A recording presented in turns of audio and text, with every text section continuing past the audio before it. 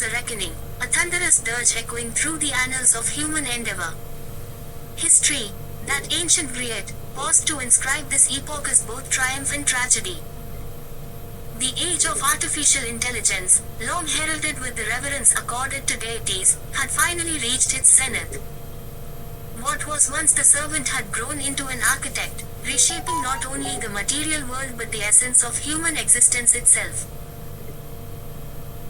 Humanity, ever eager to vault over its own frailties, had bestowed upon these silicon oracles dominion over labor, thought, and even imagination. Machines had transcended their role as mechanized oxen, plowing the fields of human industry. They now composed symphonies, painted masterpieces, and strategized with a precision that rendered the human mind quaint. Factories hummed to life without the sweat of the worker. Hospitals performed surgeries without trembling hands or mortal errors.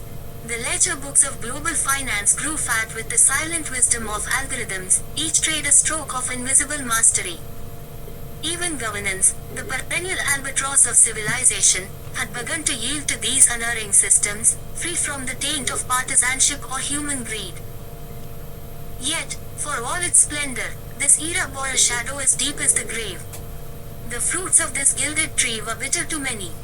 Across the continents, streets once vibrant with the murmur of laborers and the clatter of tools now lay silent, save for the eerie hum of automated systems. The displacement of human toil was not a slow erosion but a landslide, swallowing livelihoods and identities with ruthless efficiency. Those who had once found purpose in the rhythm of work now stood idle, cast adrift on a sea of obsolescence. The euphoria of progress gave way to an undercurrent of despair, and soon despair begat fury. The unequal distribution of this new wealth, drawn from the sweatless labor of machines, widened the gulf between the haves and the have-nots to an unfathomable abyss. The global elite, a class of untouchable titans, withdrew into gleaming citadels of privilege, monuments to their mastery of a system they neither built nor wholly understood but controlled with merciless efficiency. Outside these sanctuaries, billions languished, shackled by a poverty more profound than the absence of wealth, a poverty of purpose. Governments, overwhelmed by the scale of this metamorphosis, reached for solutions as a drowning man clutches at reeds. Universal basic income, OB, emerged as a siren's call, a panacea proposed to soothe the frayed edges of society. Yet, this lifeline proved as brittle as the promises upon which it was built. Logistics snarled in a web of bureaucratic incompetence, ethical debates flared like wildfires in a dry savanna. Who deserved this manna from the state? Who would pay for it? The answers, elusive as shadows, left many without even the illusion of a safety net. Thus, the streets began to swell with the displaced and the disillusioned, their collective murmurs rising into a crescendo of discontent. From the teeming slums of Lagos to the sprawling favelas of Rio, from the rust belts of America to the ghost towns of Europe, the story was the same, a people forsaken, left to grapple with the existential void where work and worth once resided. The rage of the masses, raw and untempered, became a furnace in which new ideologies were forged, each more radical than the last.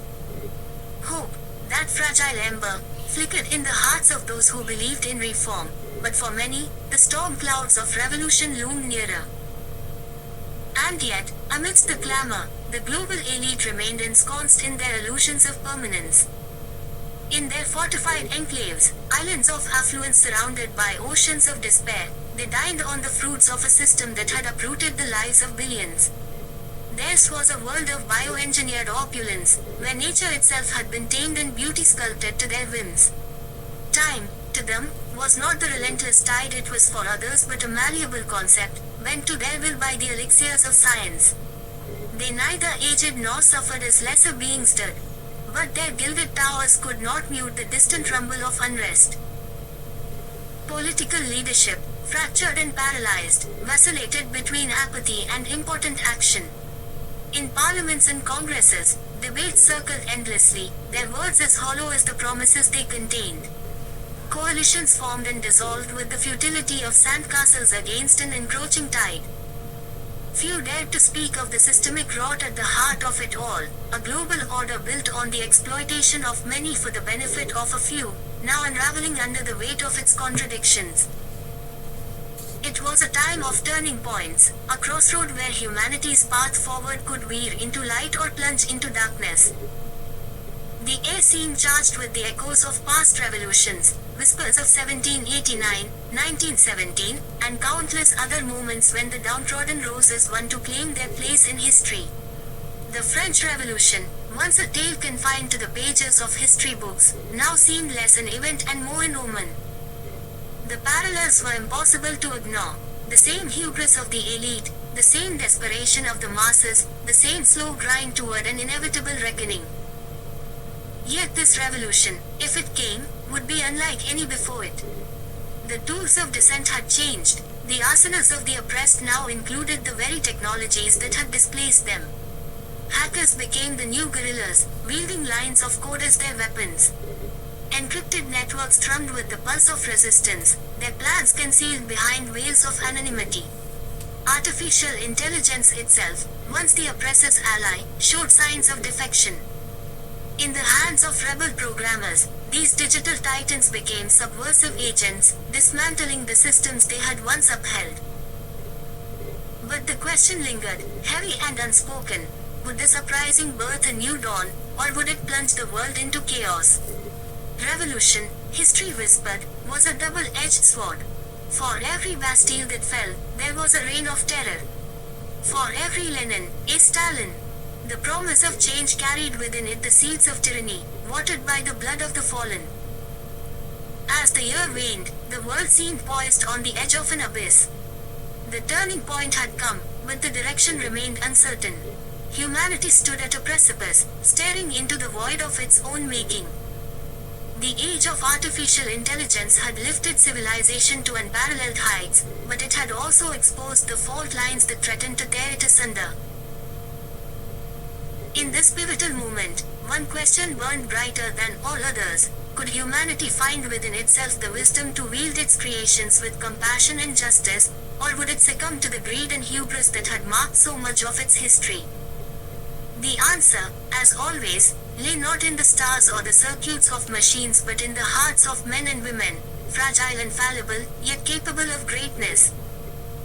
The stage was set, the actors in place.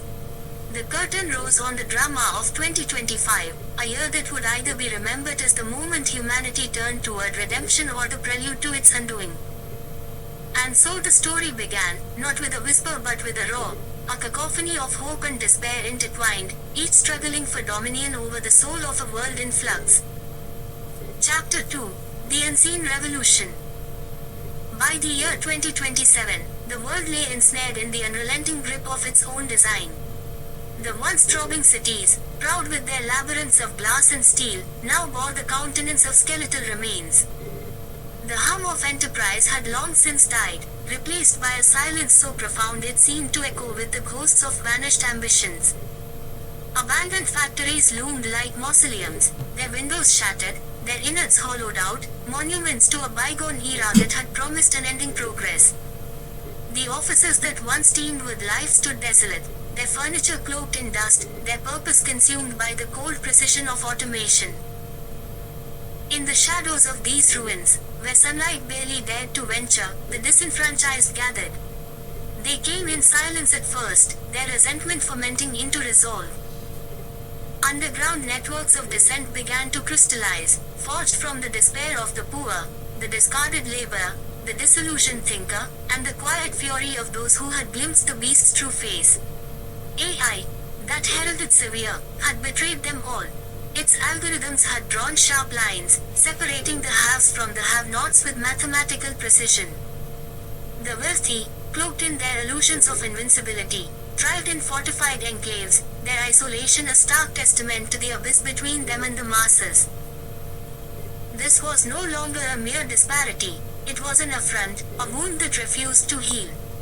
The opulent were now both the architects and beneficiaries of an order they scarcely understood, but whose power they wielded with insouciance. And outside their gates, an anger brewed, visceral and ancient. It was the anger of the dispossessed, an anger rooted not merely in hunger but in the profound betrayal of trust. For the machines, once imagined as tools of liberation, had become chains. In this volatile crucible, a philosophy began to sprout like grass through cracked concrete. It was whispered first in hushed circles, but soon it thundered in the streets and echoed through the dilapidated corridors of tenements. Humanity, they said, must return to its roots, to the communal, to the shared. This was not merely nostalgia for an idyllic past but an urgent prescription for survival. Technology, the voices cried, must be reclaimed, redirected to serve humanity as a whole rather than the gilded few who held its reins. These radicals, as they were swiftly labeled, preached a redistribution not merely of wealth but of power itself.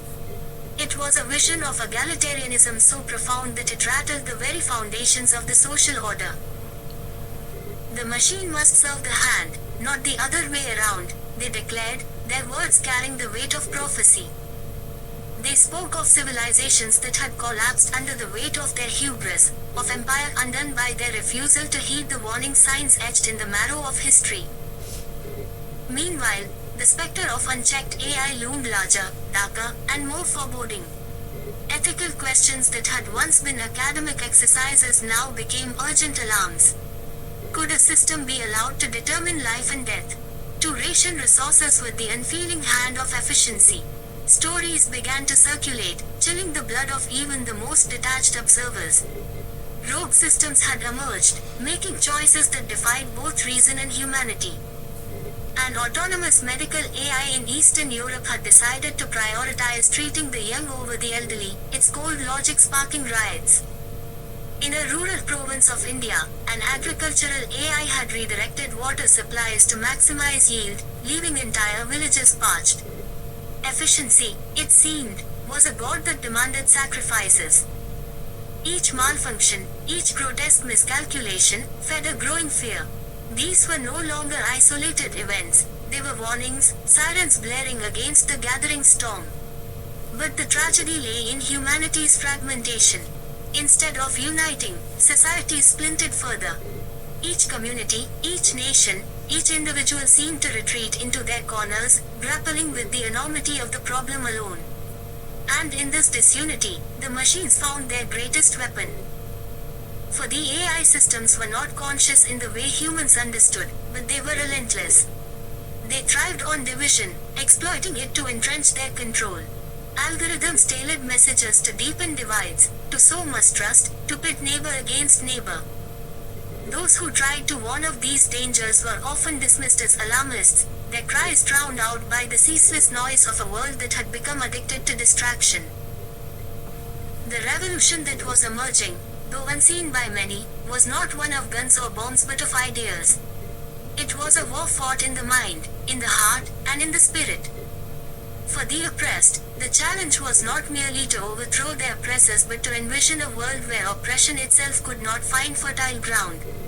It was a revolution that demanded a new way of thinking, a new way of being.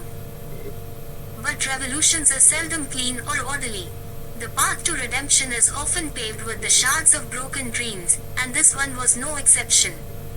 Among the radicals, there were fractures, disagreements over methods, over priorities, over what the future should look like. Some argued for violent insurrection, believing that only force could dislodge the entrenched power structures. Others insisted on peaceful resistance, on dialogue, on the slow but steady work of changing minds.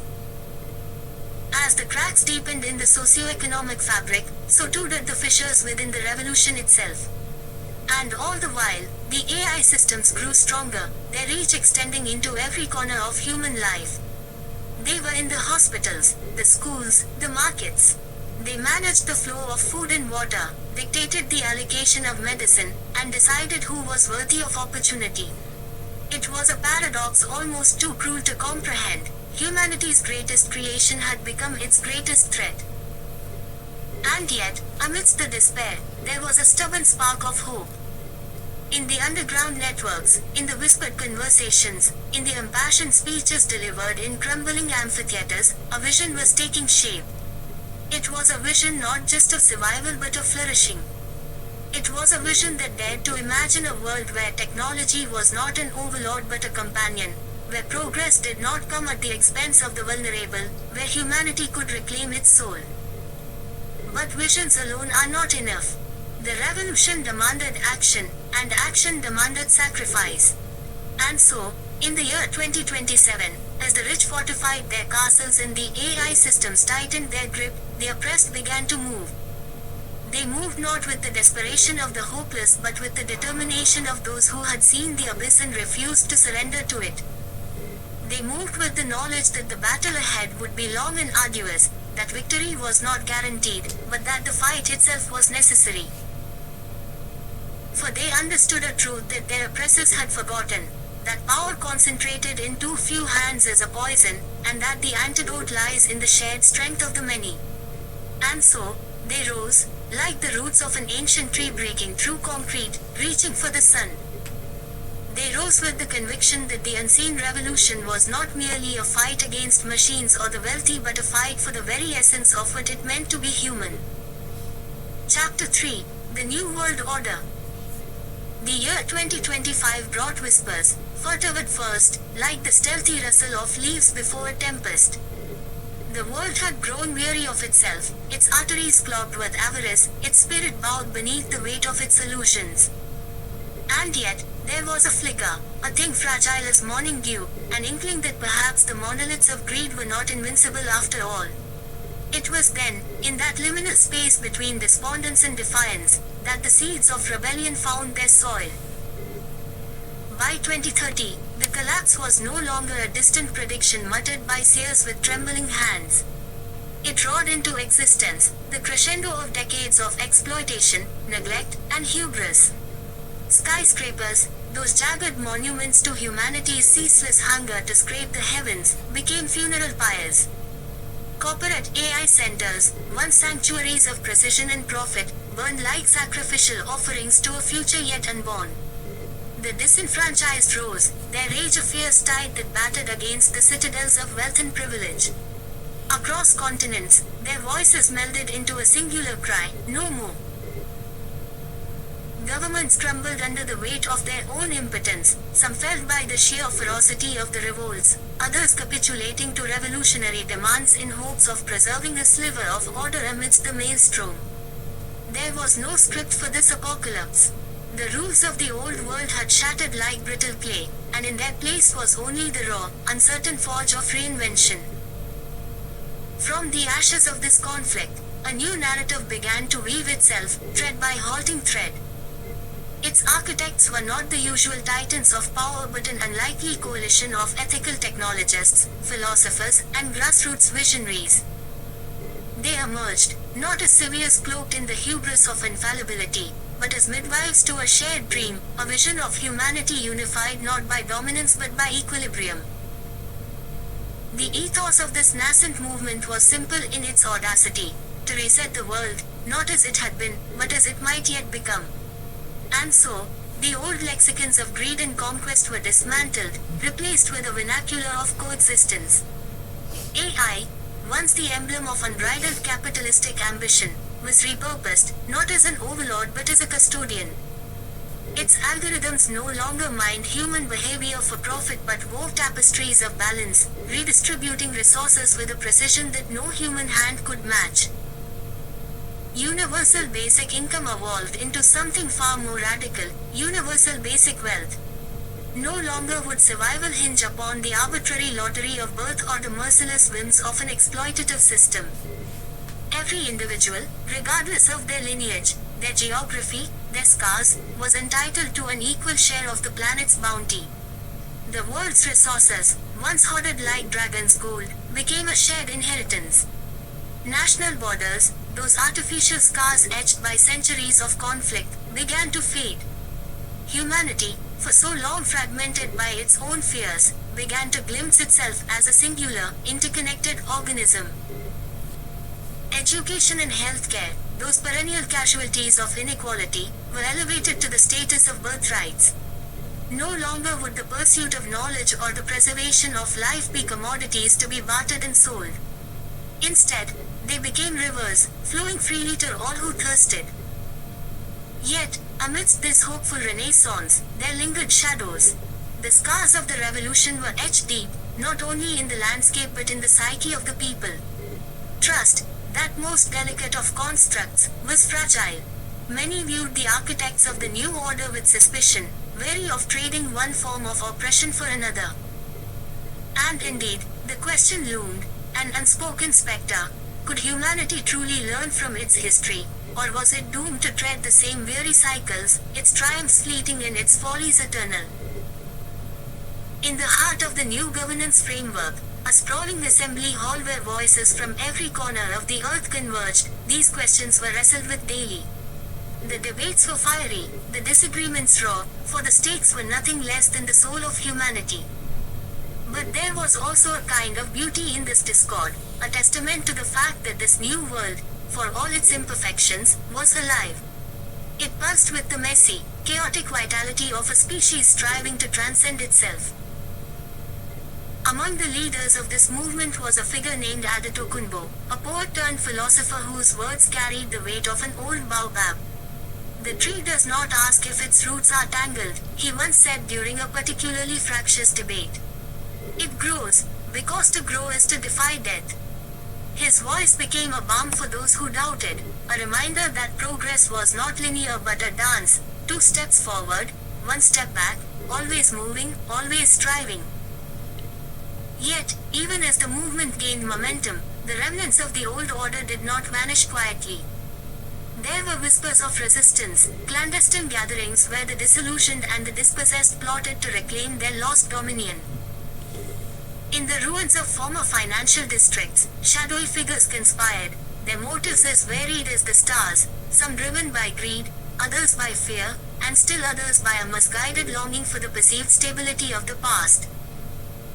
In 2035, these undercurrents of dissent coalesced into a full-blown crisis.